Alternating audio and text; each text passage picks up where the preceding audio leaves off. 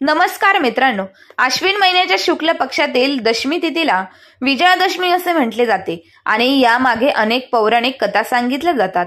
या दिवशी देवी भगवतीच्या विजया या नावाशी संबंधित असलेल्या कारणामुळे या तिथीला विजयादशमी असे म्हणतात। या दिवशी भगवान श्रीराम यांनी लंकेवर विजय मिळवला होता, त्यामुळे याला विजयादशमी असेही म्हटले जाते। ज्योतिषशास्त्रानुसार अश्विन शुक्ल दशमीला तारा उदयाच्या वेळी विजय नावाचा विशेष काल असतो, जो कार्यसिद्धीसाठी योग्य मानला जातो, म्हणून या दिवसाला विजयादशमी असे नाव दिले गेले आहे। जर या दिवशी श्रवण नक्षत्राचा योग असला तर याचे महत्त्व आणखीनच वाढते। भगवान रामांनी याच विजयी काळात रावणावर विजय मिळवला होता। याच दिवशी अपराजित पूजन आणि शमी पूजन करण्याची परंपरा देखील आहे। विजयादशमी मुख्यतः क्षत्रियांचा प्रमुख सण मानला जातो। या दिवशी ते आपल्या शस्त्रांची पूजा करतात। ब्राह्मण वर्ग या दिवशी सरस्वती पूजन करतात, तर व्यापारी वर्ग आपली व्याख्याते पूजन करतात। विजयादशमी, ज्याला दसरा असे म्हणतात, चांगुलपणाच्या वायपाटावर विजयाचा प्रतीक असे या सणाचे महत्त्व आहे। या संबंधाविषयी दोन प्रमुख पौराणिक प्रसिद्ध कथा आहे, एक भगवान श्रीरामांची आणि दुसरी देवी दुर्गेची। रामायणानुसार अयोध्येचा राजा दशरथ यांचे सुपुत्र भगवान श्री रामचंद्र यांना 14 वर्षांचा वनवास झाला होता। त्यांच्यासोबत त्यांची पत्नी सीता आणि भाऊ लक्ष्मण देखील वनवासात गेले होते। वनवासाच्या काळात लंकेचा राजा रावणाने माता सीतेचे अपहरण केले। भगवान रामाने हे पाहिल्यावर रावणाशी युद्ध करण्याचा निर्णय घेतला। रावण हा एक महान पंडित आणि पराक्रमी योद्धा होता। त्याला अनेक वरदान मिळाले होते, तसेच त्याला अपराजय मानले जात होते। रामाने वानर सेनेच्या मदतीने, ज्यामध्ये हनुमान, सुग्रीव, जांबवंत यांचा समावेश होता, रावणाशी युद्ध केले। हे युद्ध अनेक दिवस चालले। शेवटी रामाने दशमीच्या दिवशी रावणाचा वध करून सीतेची सुटका केली। हा दिवस विजयादशमी म्हणून साजरा केला जातो, जो वाईटावर चांगुलपणाच्या विजयाचे प्रतीक आहे। दुसरी कथा देवी दुर्गा आणि महिषासुराशी संबंधित आहे। दुर्गासूर नावाचा एक राक्षस होता।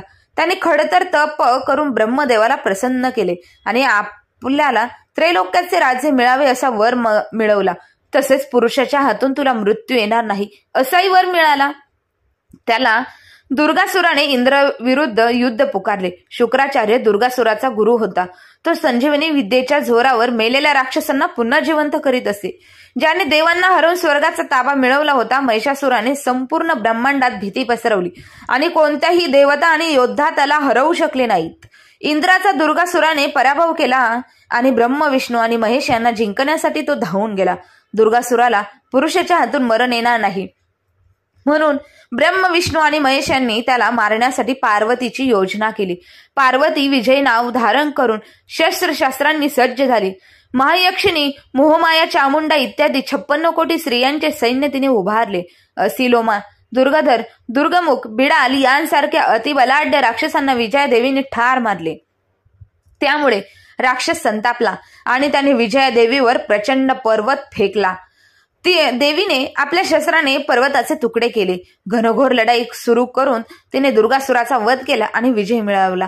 9 दिवस हे युद्ध चालले होते। 10व्या दिवशी विजय मिळवल्याने विजयादशमीच्या स्मरणाचा दिवसाला विजयादशमी हे नाव मिळाले। शौर्य, विजय, संपत्ती आणि विद्या देणारा असा हा महत्वाचा दिवस आहे।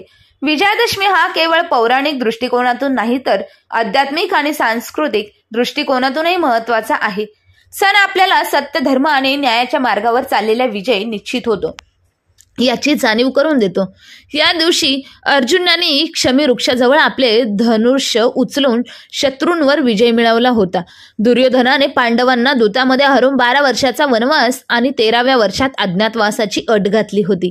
13व्या वर्षाच्या काळात अर्जुनाने आपले धनुष्य गांडीव शमी वृक्षावर लपून ठेवले होते आणि बृहन्नलाच्या रूपात राजा विराटाच्या सेवेत होता।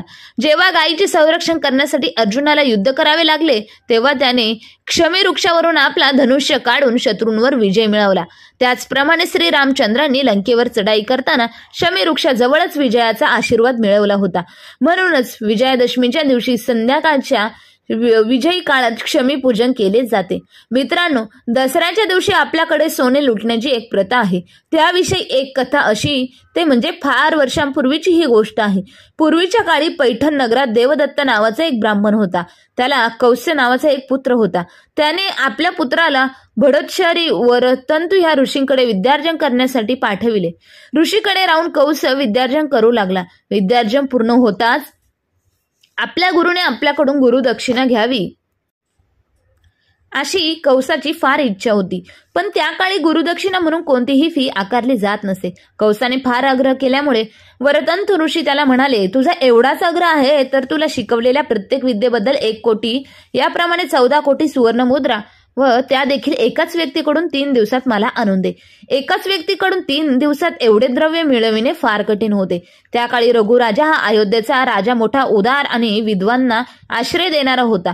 कौस अयोध्येला रघुराजाकडे गेला। रघुराजाजवळ एवढे द्रव्य नव्हते। एवढ्या सुवर्ण मुद्रा 3 दिवसात देण्याचे रघुराजाने कौसाला आश्वासन दिले आणि त्याने इंद्राबरोबर लढाई करण्याची तयारी केली।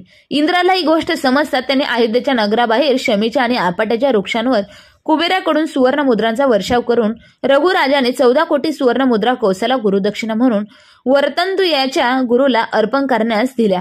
उरलेल्या सुवर्ण मुद्रांच्या शमीच्या आणि आपट्याच्या वृक्षांखाली ढग करून लोकांना त्या घेऊन जाण्यास सांगितले। लोकांनी सीमेबाहेर असलेल्या त्या वृक्षाची पूजा केली, यथेच्छेने सोने लुटले आणि एकमेकांना ते देऊन आनंद व्यक्त केला। म्हणूनच हा दिवस विजयादशमीचा होतो। त्यावेळेपासून शमीची व आपाट्याच्या वृक्षांची पूजा करून सुवर्ण मुद्रा म्हणून आपाट्याची पाने लुटण्याची प्रथा प्रचारात आली। मित्रांनो, आम्ही अपेक्षा करतो की आम्ही सांगितलेल्या माहितीचा तुम्हाला सर्वतोपरी लाभ होईल आणि माहिती आवडली असल्यास आपल्या ह्या चॅनलला सबस्क्राईब केलं नसेल तर आमचे नवनवीन व्हिडिओ पाहण्यासाठी चॅनलला आजच सबस्क्राईब करा। धन्यवाद।